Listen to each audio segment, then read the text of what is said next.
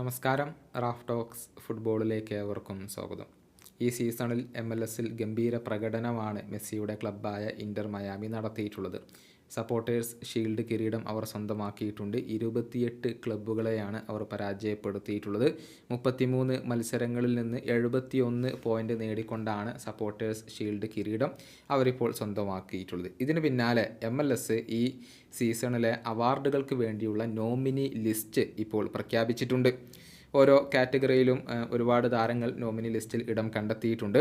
October 7-ാം തീയതി മുതൽ 21-ാം തീയതി വരെയാണ് ഇതിൻ്റെ ഒരു വോട്ടിംഗ് നടക്കുക.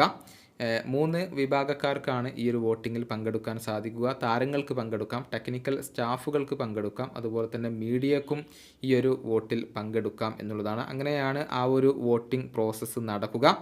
ഏതായാലും MVP അവാർഡിനുള്ള നോമിനി ലിസ്റ്റ് പ്രഖ്യാപിച്ചിട്ടുണ്ട്. അതായത് ഈ സീസണിലെ ഏറ്റവും മികച്ച MLS താരത്തിനുള്ള നോമിനി ലിസ്റ്റിൽ ഇടം നേടാൻ ലയണൽ മെസ്സിക്ക് സാധിച്ചിട്ടുണ്ട്.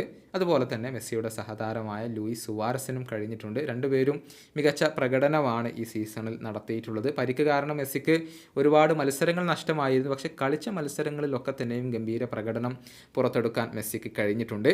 മെസ്സി, സുവാരസ് എന്നിവരെ കൂടാതെ പോർട്ട്ലാൻഡിൻ്റെ ടിംബേഴ്സ് ഇവാൻഡർ, കൊളംബസ് ക്രൂയുടെ കൂച്ചോ ഹെർണാണ്ടസ്, അതുപോലെ തന്നെ FC സിൻസിനാറ്റിയുടെ ലൂച്ചോ അക്കോസ്റ്റ, LA ഗാലക്സിയുടെ റിക്കി പ്യുജെ എന്നിവരൊക്കെ ഈ ഒരു നോമിനി ലിസ്റ്റിലുണ്ട്. ആകെ 34 താരങ്ങളെ അവൈലബിൾ ആണ്.